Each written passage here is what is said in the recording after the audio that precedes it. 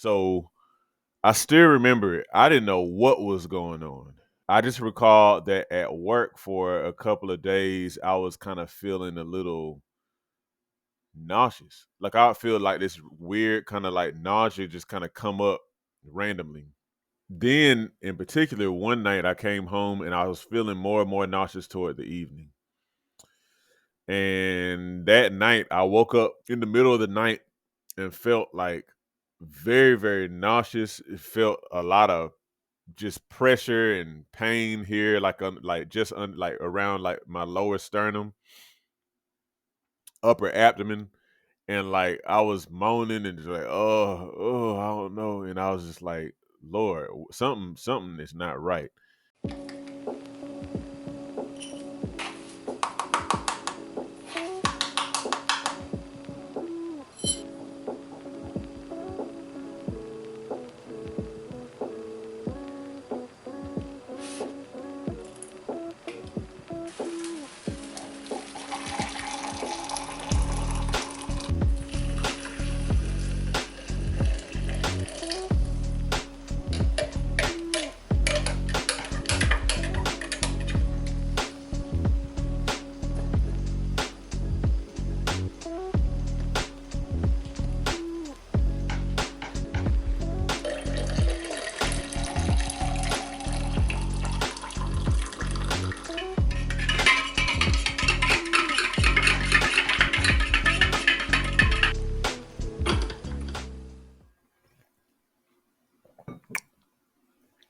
Good morning. So I was reminded just last night actually about the time or the couple of times I dealt with GERD, gastroesophageal reflux uh, disease or disorder, also known as like acid reflux, indigestion, and all that kind of good stuff.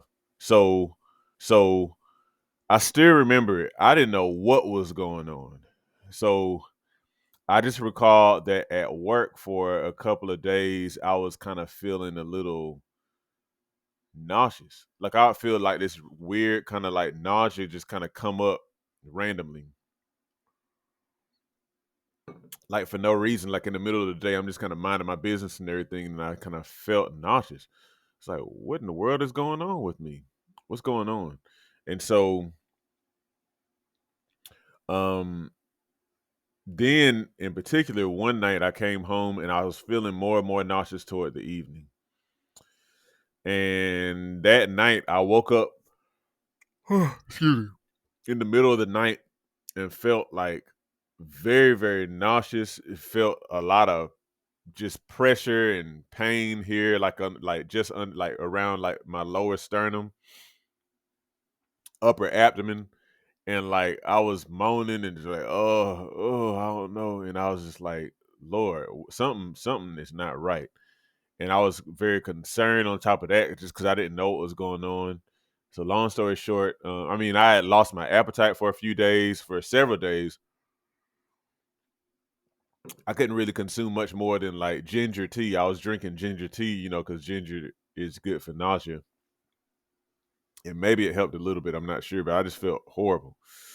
And so, anyway, long story short, I scheduled to go to the doctor, um, and I went to visit my parents before I went to the doctor. And I told my dad what I was experiencing. He was like, "Oh yeah, that kind of sounds like um, when I was dealing with like something called GERD or indigestion. I can't remember what name he gave to it.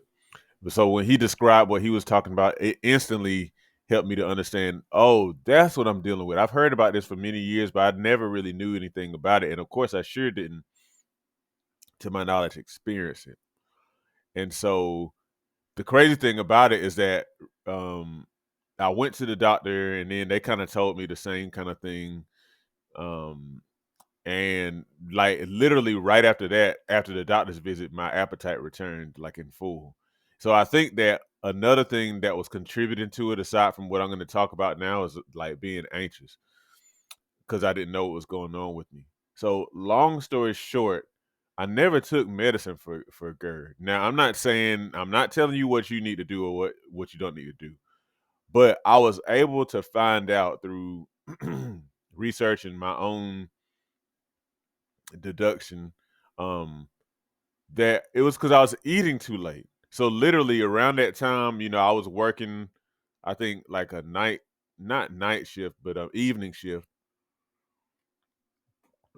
and and I didn't really get a chance to really eat dinner, and I guess really I probably just should have went to bed hungry, but I still wanted to eat, so I eat, and then I had some instances where I was eating and going right to bed on a big meal, and maybe I hadn't really experienced that kind of thing before, but that was not a good idea, and literally it just was activating my digestive system in a way that's just simply not healthy for the evening time and going to sleep on food and whatnot. And so it was affecting me. And so I guess that stomach acid was churning and coming up and all that kind of stuff and feeling absolutely horrible.